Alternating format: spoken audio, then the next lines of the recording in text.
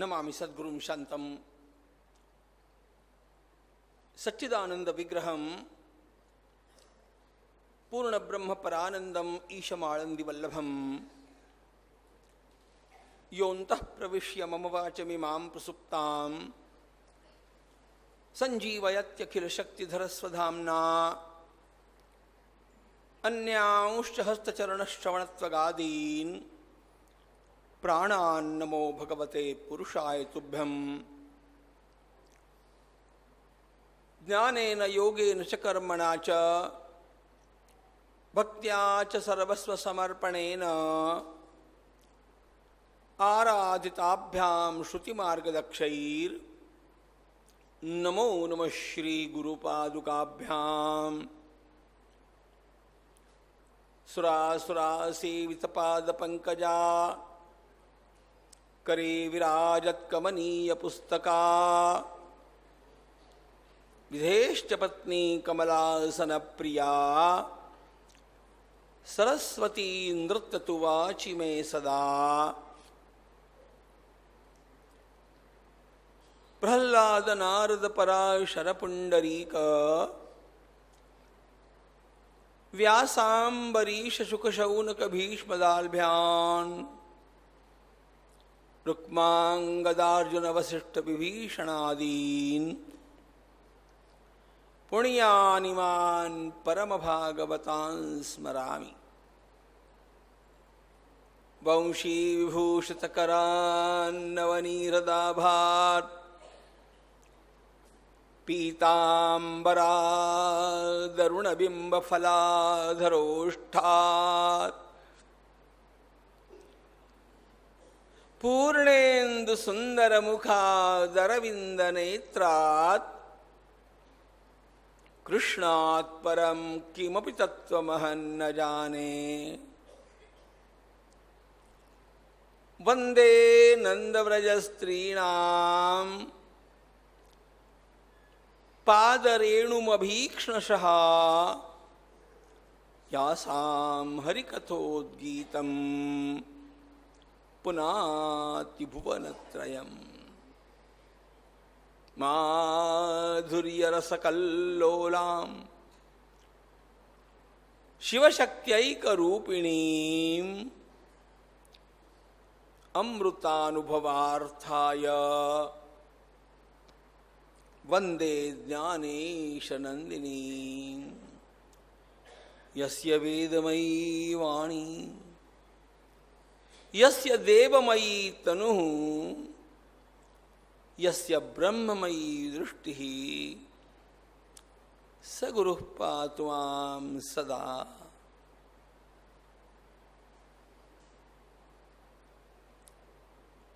भगवति तव तीरे नीरमात्राशनोऽहम् विगतविषयतृष्णः कृष्णमाराधयामि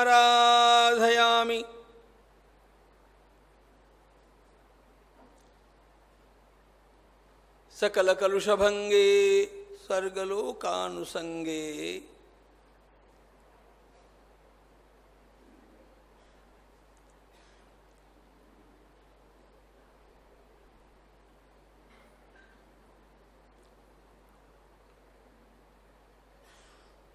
देवी गंगे प्रसीद।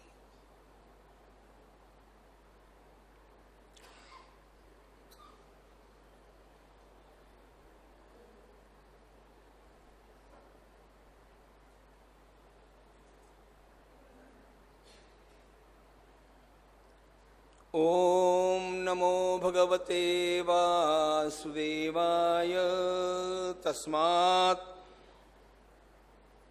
तमोत्सृज्य चोदनां प्रतिचोदनां प्रवृत्तञ्च निवृत्तञ्च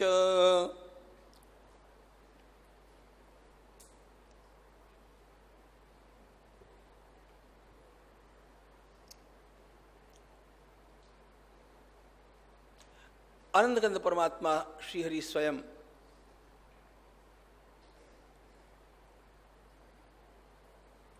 अपने अत्यंत प्रिय सखा उद्धव जी को जिन शब्दों में आदेश देते हैं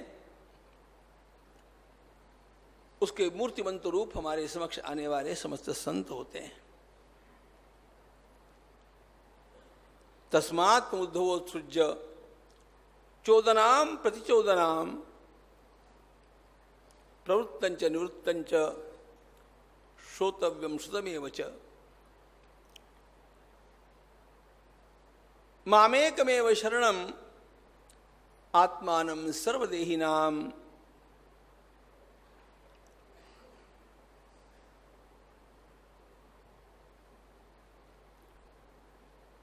परमात्मा की प्रपत्ति, ईश्वर शरणागति,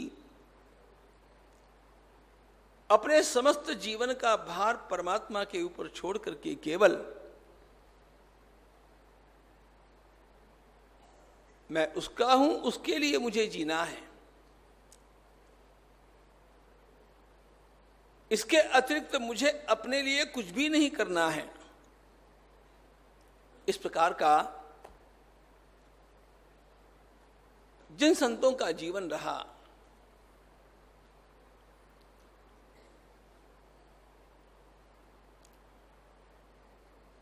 संतों की उन पावन परंपरा के परमोज्वल रत्न श्री गुलाबराव महाराज का जीवन हम देख रहे हैं। और इसको विस्तार से इसलिए देख रहे हैं कि उनका जीवन हम लोगों को हमारे समस्त जीवन के लिए एक मास्टर की के रूप में उपलब्ध होता है।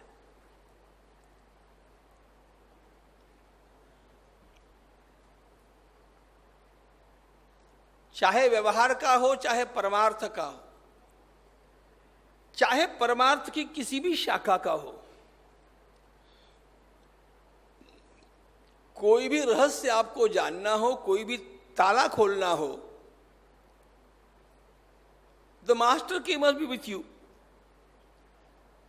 और वह श्री गुलाबराव महाराज है। और इसलिए उनके जीवन का अवलोकन करते हुए हम लोग क्रमशः उस प्रसंग तक आए जब श्री महाराज ने स्वयं 40 तोला सोमल का भक्षण कर लिया और इतना भयंकर विष, यह भीषण जहर भी उन्हें कुछ नहीं कर सका। कुछ घंटों तक वे अचेत तो रहे, उसके पश्चात वैद्यकीय उपचार और घृतप्राशन से वे ठीक ठाक हुए। अब घर के लोगों को भी लगा, गांव में भी इस प्रकार का वातावरण निर्माण हो गया। माधान में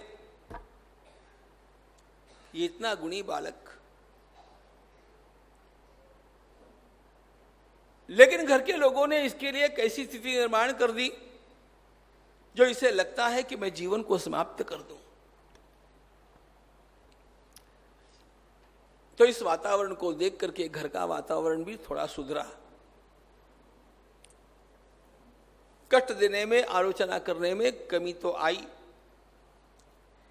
लेकिन यह मामला स्थायी नहीं था। यह केवल उस समय के लिए,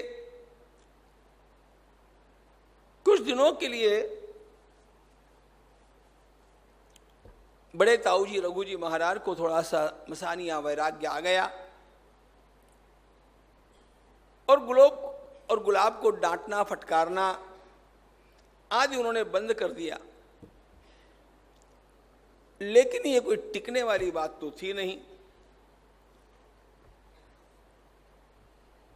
फिर से वही आरंभ हो गया।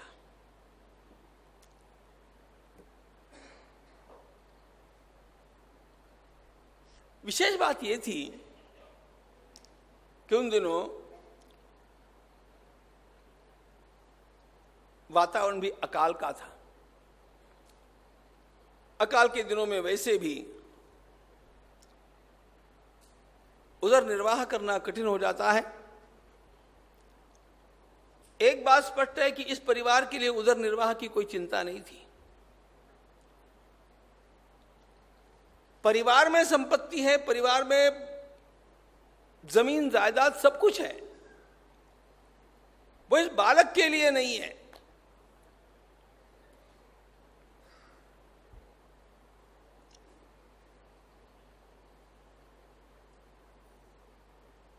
रघु जी चाचा का फिर से चिढ़ना आरंभ हो गया। काही दिवस बरे जात, शांतता राही साऱ्या घरात, काकाच्या केव्हा येईल अंगात, याचा मात्र नेम नसे। कब उनके भीतर वो वायु का प्रकोप होगा पता नहीं। और ऐसे ही एक दिन का प्रसंग खड़ा हो गया।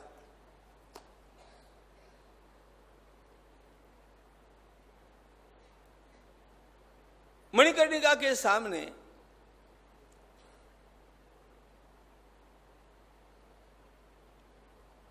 रघुजी काका ने गुलाब को डांटते हुए कहा, अरे तुम्हारे इतने सारे सोंग मैंने देख लिए, तुम जैसा कोई ढोंगी दिखता नहीं। काहे को यहां पर रहते हैं आप लोग?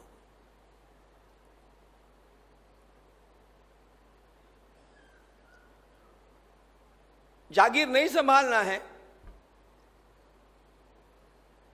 घर का कामकाज नहीं देखना है, और यही ढोंग धतूरा करना है, तो जाओ यहां से, निकलो तो भी।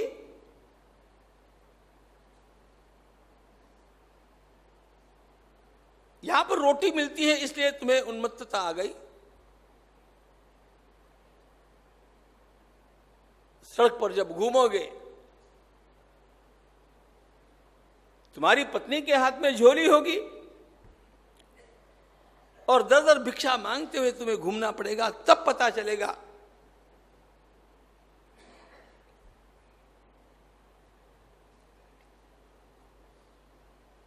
बस ये वो क्षण था।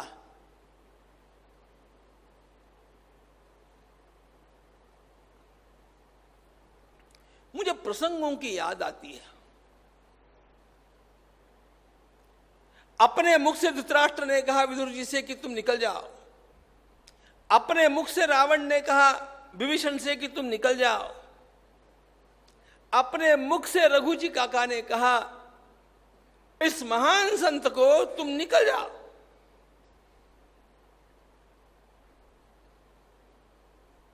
धर्म का पालन करता हुआ,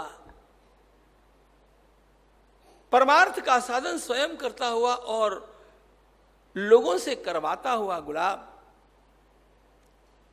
पता नहीं शायद धर्म से इसी क्षण की प्रतीक्षा कर रहा था। जैसे रघु जी काका ने कहा चले जाओ इस घर से बाहर दोनों भी, मांगो भी, गुलाब ने कहा बस काका मैं निकल रहा हूं, लेकिन एक बात बतला करके जाता हूं, सड़क पर भिक्षा मांगने की बारी मेरे ऊपर जीवन में कभी नहीं आने वाली है। लोग पकवानों के थाल लेकर के मेरे पीछे दौड़ेंगे, काका आप देखते रह जाएंगे, मैं जा रहा हूं।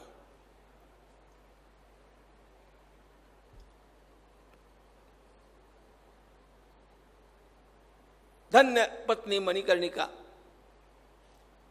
बिना किसी प्रकार का विचार किए और बिना घर में से कुछ भी लिए, पति चला तो पति के पीछे पीछे वह पत्नी भी चल पड़ी। गुलाब का मन केवल एक बात में फंसा, कहीं पर भी नहीं फंसा, एक बात में फंसा। अब तक अत्यंत प्रयास पूर्वक, कष्ट पूर्वक उसने जो ग्रंथ वहां पर इकट्ठे करके रखे थे, गुलाब की दृष्टि में केवल वही धन था, बाकी तो सब उसकी दृष्टि में मिट्टी है।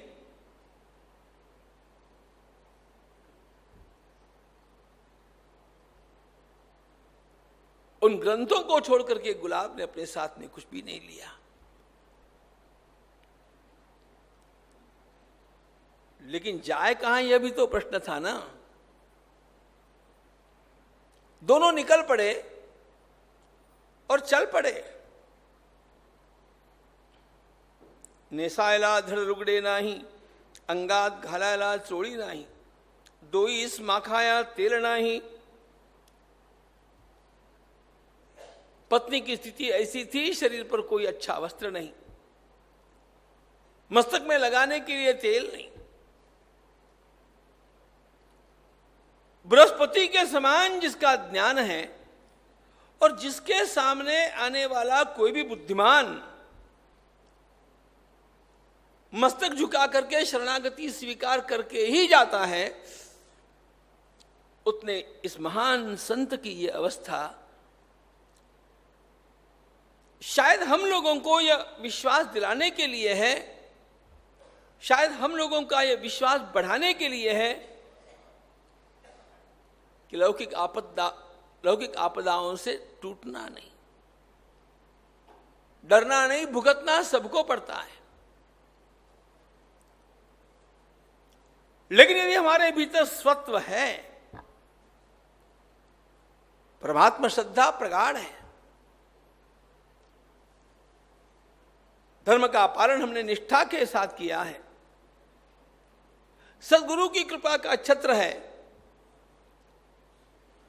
तो निर्माण होने वाली किसी भी भीषण परिस्थिति में हम चरमराएंगे नहीं, हम उससे भी बाहर निकलते ही जाएंगे। जब पता चला रामराव मास्टर को, दौड़ करके वे पहुंच गए, दोनों को मनाया, कहा गुलाब तुम्हें पता है आज की बात नहीं, तुम्हें पता है कि हमने तुम्हें पुत्र के रूप में अपनाया है,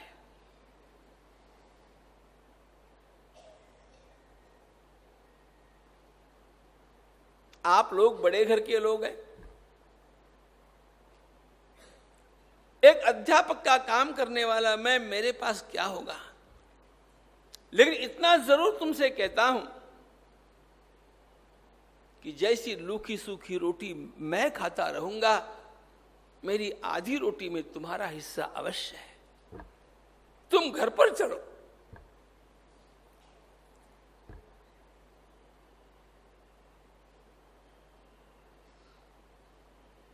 देखो संसार इसी का नाम है, एक और इस प्रकार की उपेक्षा का भाव है, कठोर निंदा है, प्रताड़ना है। और इन्हीं दिनों में बड़ी विशेष बात यह भी हो गई है कि महाराज के पिताश्री का भी देहावसान हो गया है। वैसे भी वे भोले भाले थे, घर में उनका कुछ चलता भी नहीं था, चलता तो बड़े ताऊ जी का था, चिल्लाने के लिए ये सौतेली माता थी।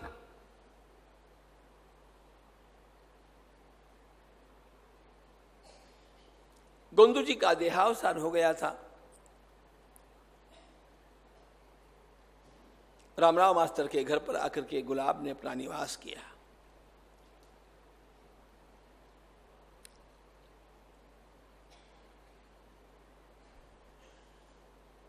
सबका अनुभव यह रहा कि अच्छा हुआ, गुलाब अपने घर से मुक्त हो गया। वो घर से मुक्त हो गया तो सारे संसार के लिए हो गया। अब तो उनके लिए कोई बंधन रहा नहीं।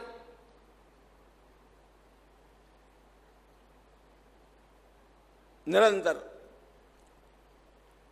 अब लोगों में ही उठना बैठना, लोगों के साथ बातचीत करना, किसी प्रकार की व्यावहारिक बात किसी के साथ कभी नहीं करना, या तो पारमार्थिक प्रश्नोत्तरों में रमना अथवा कथा कीर्तन करना। गावो गाव हिंडणे फिरणे परमार्थाची शिकवण देणे, कथा कीर्तन पुराण सांगणे, त्यासाठी गुलाबने योगी आणि ब्रह्मज्ञानी, प्रेमळ आणि मधुरवाणी, सांसारिकांची चिंतामणी पूर्णपणे गुलाबच्या। बड़ी विशेष बात ये थी, जिनसे लोग भक्ति की बातें सुनते थे उनको योग का पता नहीं था। जो योग का नाम लेकर के कुछ चमत्कार वमत्कार दिखलाते थे, उनके भीतर भक्ति का लवलेश नहीं दिखता था। अच्छा, जो कोई योग्यता रखते भी, योग्यता के साथ साथ उग्रवाणी का प्रहार भी लोगों को मिलता, और ये सब न होने पर भी कुछ तो भी पारमार्थिक ज्ञान भी होगा, कोई योगाभ्यास भी होगा, लेकिन साथ साथ ऐसे ही लोग मिलते कि जिनका कोई न कोई स्वार्थ होता। एक और ब्रह्म ज्ञान है, दूसरी ओर योगाभ्यास है।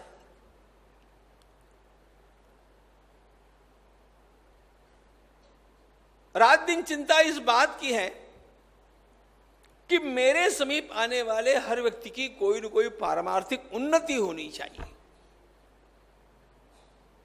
वह कुछ न कुछ बनना चाहिए, उसे आगे बढ़ना चाहिए। अच्छा, जिनकी उन्नति के लिए प्रयास करना है उनसे लेना क्या कुछ नहीं। हमारा लोक संपर्क होता है किसी न किसी स्वार्थ को रख करके। विलक्षण बात गुलाब की ये थी, कभी किसी से किसी प्रकार का स्वार्थ उन्होंने रखा हो ऐसा कभी हुआ ही नहीं। आजीवन एक ही स्वार्थ उन्होंने लोगों के सामने रखा, मुझे ग्रंथ पढ़ करके दिखा। या तो कोई ग्रंथ पढ़ करके दिखावे, अथवा वे जो बोल रहे हैं वो कोई लिख करके लेवे। इसके अतिरिक्त गुलाब को अपना करवाने जैसा कोई भी काम कभी भी नहीं था।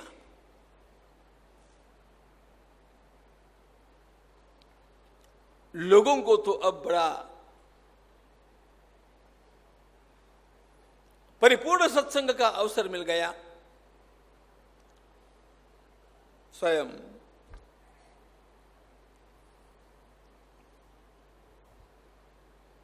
महाराज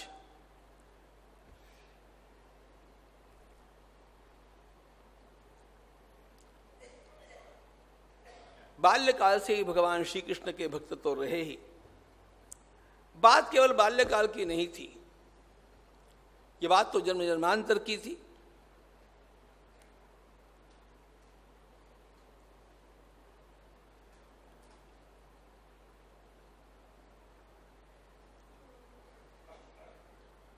अब इतना परमार्थ का विचार वे लोगों के सामने रखते थे, स्वयं भी करते थे। कथा कीर्तनों का इतना श्रवण किया था, ग्रंथों का इतना श्रवण करके ज्ञान अर्जन किया था, तो उनको भी लगता था कि अपने कोई गुरु चाहिए।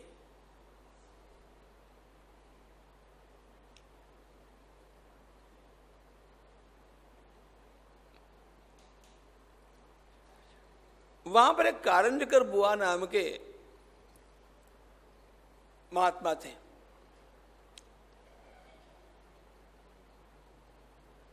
बाल गुलाब को लगा, अरे कुछ भी हो मुझे इनसे दीक्षा ले लेनी चाहिए।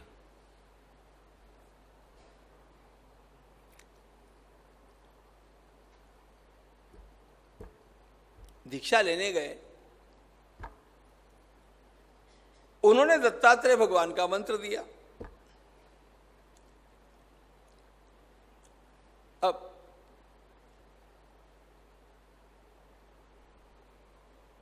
महाराज की निष्ठा ऐसी थी कि अपने जो मिलता है उसका जहां भी जाना वहां के नियम का पालन करना, जब भी जो साधन करना उसके समस्त नियमों का पालन करना। नियमों के पालन में श्री महाराज स्वयं अपने आप में एक आदर्श थे। इसलिए उन्होंने जैसा कि उनको बतलाया गया वे स्वयं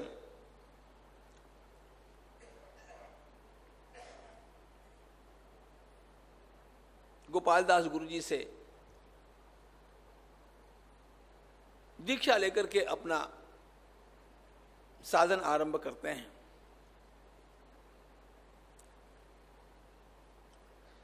ज्ञानेश्वरी का अध्ययन करते करते, ज्ञानेश्वरी का श्रवण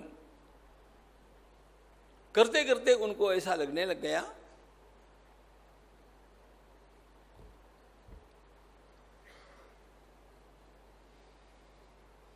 जीवन की कृतार्थता का क्षण वो होगा, आगे और कोई कुछ हो न हो, लेकिन मेरे जीवन की कृतार्थता का क्षण वो होगा जब मुझे भगवान श्री ज्ञानेश्वर महाराज कभी अपनाएंगे।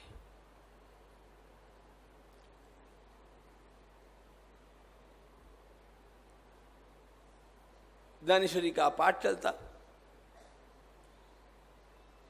योग का अभ्यास चलता,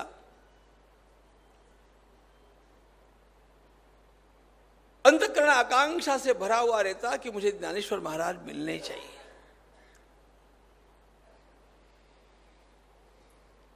महाराज ने यह बात स्वयं लिख करके रखी है।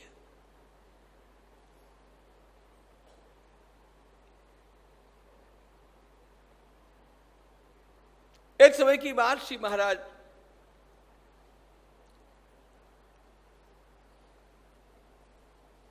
आलंदी पधारे। 3 दिन का निवास किया। वैसे भी उन्होंने ये नियम सबको दिया कि कोई 3 दिन से अधिक आलंदी रहे नहीं।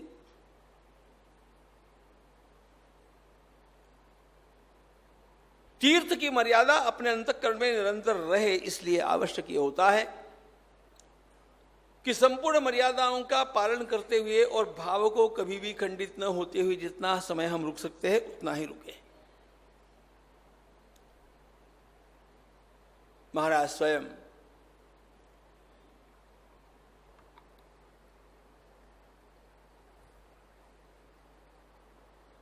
ज्ञानेश्वर महाराज की आराधना कर रहे हैं।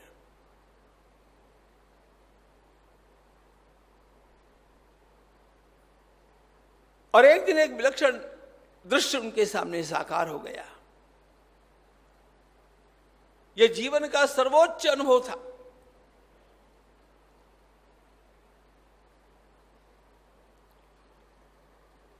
आनंदी की समाधि में से भगवान श्री ज्ञानेश्वर महाराज बाहर निकला है।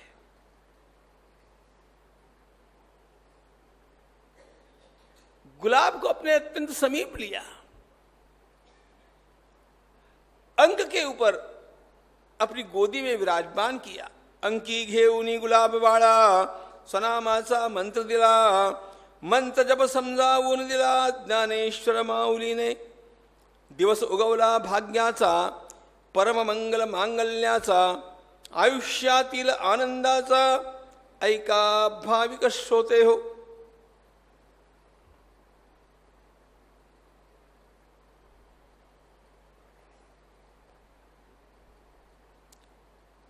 अपने अंक पर विराजमान करके छोटे बालक की तरह भगवान श्री ज्ञानेश्वर महाराज ने गुलाबराव को अपना कर कमल उनके मस्तक के ऊपर रख करके स्वयं के नाम का ही मंत्र प्रदान किया। यह वो घटिका थी उनके जीवन में जिस दिन सारे के सारे शास्त्र उनके लिए अनावृत हो गए।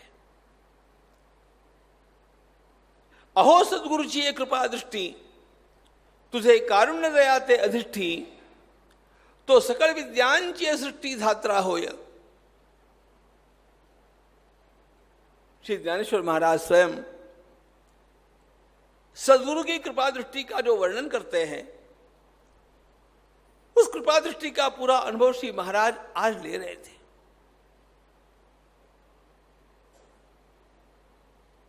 चतुरक्षर मंत्र प्राप्त हुआ, महाराज धन्य हो गए। अपने मंत्र की जो गोपनीय बातें हैं वो भी संत श्री ज्ञानेश्वर महाराज ने गुलाब राव जी को समझा दी।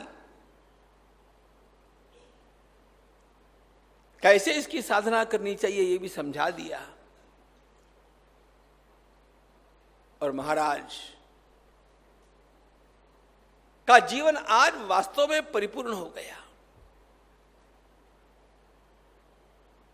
मनुष्य का जीवन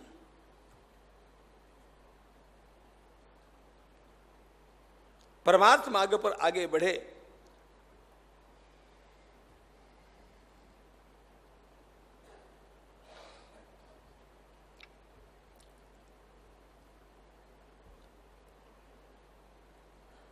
और बढ़ता हुआ वह सार्थकता की ओर आगे बढ़ता जाए, इसका बहुत महत्वपूर्ण स्थान गुरु कृपा है। तळमळ होती अंतरंगात, दिवसमास जात होत, सतत होते प्रयत्नात, अखेर कृपा झाली ती। मनुष्य जीवन याचसाठी आटापिटी, पुण्य असेल गाठी, तरस योग भाग्यात। व्रतवैकल्ये उपास तापास। हम तीर्थों की यात्रा करते हैं, अनेक व्रत करते हैं, अनेक नियमों का पालन करते हैं,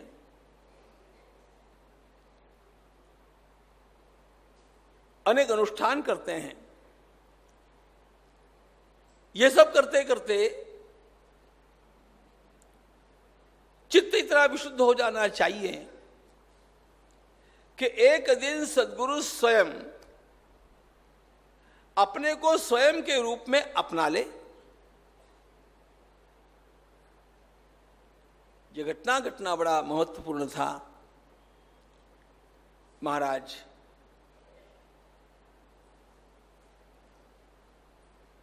आज साधकों के लिए परिपूर्ण हो गए।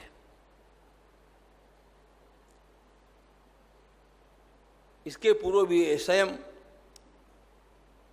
लोगों को पारमार्थिक मार्गदर्शन तो कर ही रहे थे, लेकिन अब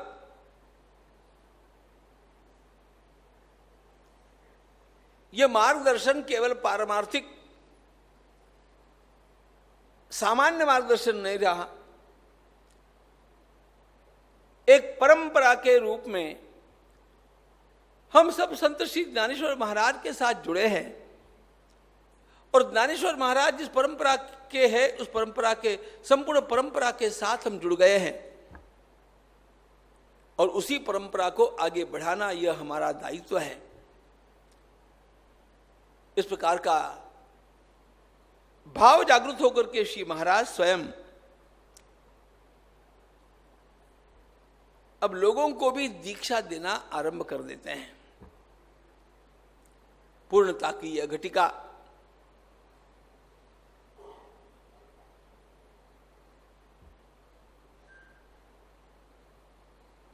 इसके पश्चात का श्री महाराज का जीवन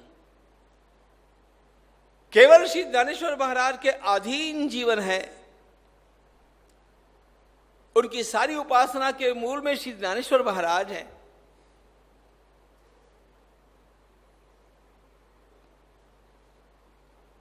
श्री ज्ञानेश्वर महाराज से बढ़कर के अन्य किसी आधार के लिए न उन्होंने प्रयास किया और न उनके लिए आवश्यक रहा।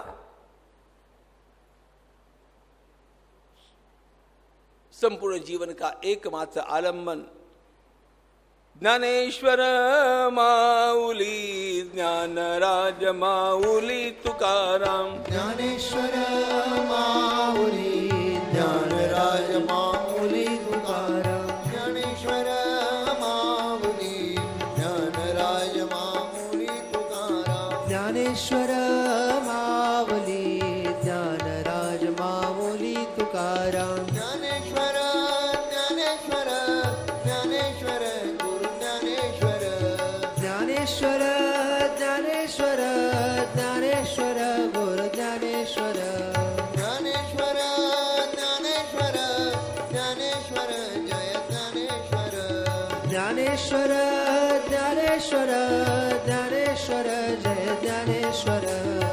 ज्ञानेश्वर माऊली ज्ञानराज माऊली तुकाराम ज्ञानेश्वर माऊली ज्ञानराज माऊली तुकाराम ज्ञानेश्वर माऊली ज्ञानराज माऊली तुकाराम ज्ञानेश्वर माऊली ज्ञानराज माऊली तुकाराम ज्ञानेश्वर ज्ञानेश्वर ज्ञानेश्वर जय ज्ञानेश्वर ज्ञानेश्वर ज्ञानेश्वर ज्ञानेश्वर जय ज्ञानेश्वर ज्ञानेश्वर ज्ञानेश्वर ज्ञानेश्वर जय ज्ञानेश्वर ज्ञानेश्वर ज्ञानेश्वर ज्ञानेश्वर जय ज्ञानेश्वर ज्ञानेश्वर माऊली ज्ञानराज माऊली तुकाराम ज्ञानेश्वर माऊली ज्ञानराज माऊली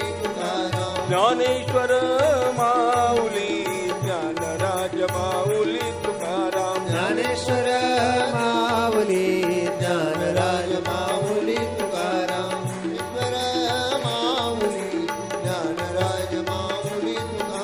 ज्ञानेश्वर माऊली ज्ञानराज माऊली तुकाराम ज्ञानेश्वर माऊली ज्ञानराज माऊली तुकाराम ज्ञानेश्वर माऊली ज्ञानराज माऊली तुकाराम ज्ञानेश्वर ज्ञानेश्वर ज्ञानेश्वर जय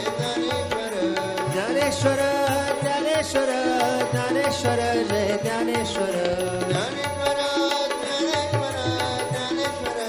ज्ञानेश्वर ज्ञानेश्वर ज्ञानेश्वर ज्ञानेश्वर गुरु ज्ञानेश्वर ज्ञानेश्वर माऊली ज्ञानराज माऊली तुकाराम ज्ञानेश्वर माऊली ज्ञानराज माऊली तुकाराम ज्ञानेश्वर माऊली ज्ञानराज माऊली तुकाराम ज्ञानेश्वर माऊली ज्ञानराज माऊली तुकाराम ज्ञानेश्वर ज्ञानेश्वर ज्ञानेश्वर जय ज्ञानेश्वर ज्ञानेश्वर ज्ञानेश्वर ज्ञानेश्वर जय ज्ञानेश्वर ज्ञानेश्वर ज्ञानेश्वर ज्ञानेश्वर गुरु ज्ञानेश्वर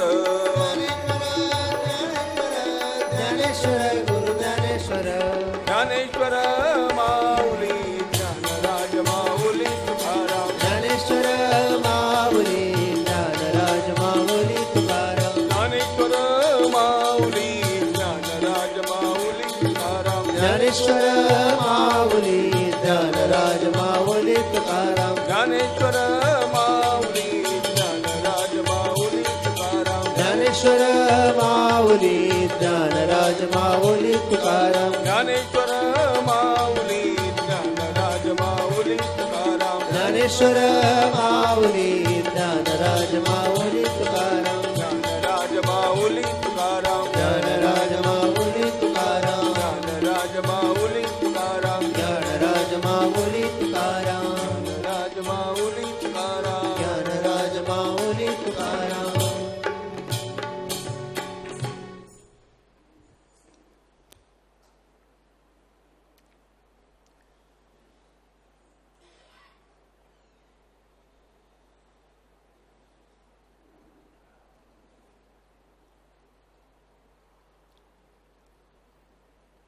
संत सम्राट श्री ज्ञानेश्वर महाराज के आलंदी तीर्थ के बारे में श्री महाराज की धारणा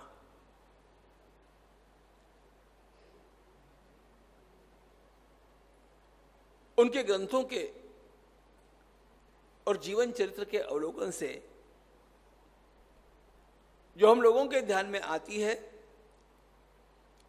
वो इस प्रकार की है कि वे इस आलंदी से बढ़कर के और कहीं पर भी रमते नहीं है।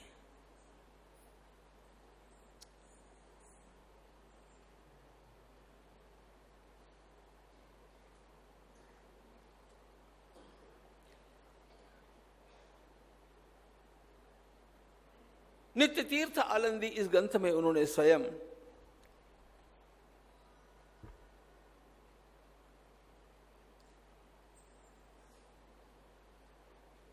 अपनी पारंपरिक सारी विचारधारा और स्वयं की युक्तियां इनके बल पर यह प्रमाणित किया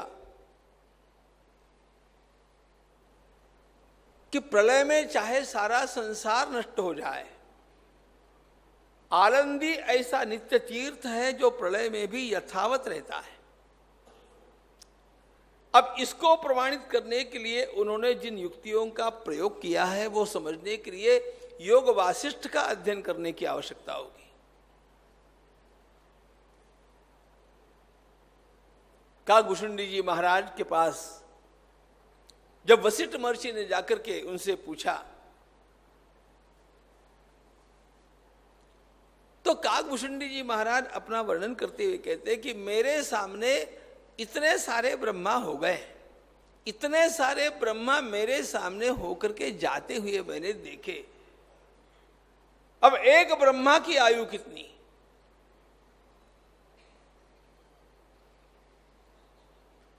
समस्त प्रलयों में भी काकभूषुंडी जी महाराज यथावत।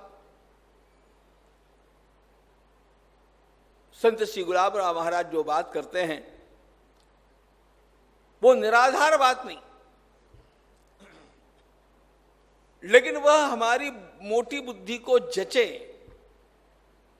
इसलिए बहुत आवश्यकता है इन ग्रंथों के, इन शास्त्रों के भी अध्ययन की और एक अंतरंग दृष्टि की प्राप्ति की भी।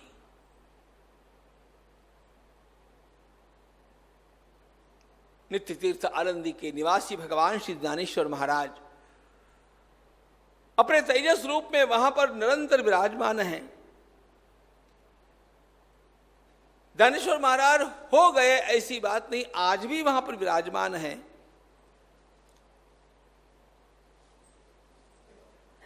और भक्तों की भूमिका के अनुरूप और आवश्यकता के अनुरूप वे स्वयं भक्तों से संपर्क करते हैं, भक्तों से मिलते हैं, उन पर कृपा भी करते हैं। यह बतलाने वाले परंपरा में संत श्री गुलाबराव महाराज पहले व्यक्ति नहीं, उनसे पूर्व भी 400 वर्ष पहले संत एकनाथ महाराज को स्वयं श्री ज्ञानेश्वर महाराज ने आनंदी बुलाया।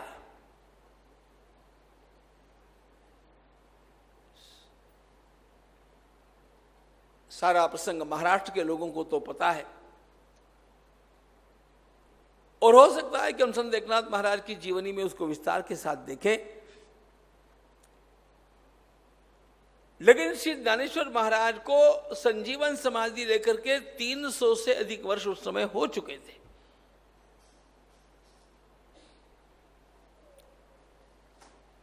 महाराज का समाधि स्थान आलंदी पुणे के पास और संत एकनाथ महाराज का निवास पैठन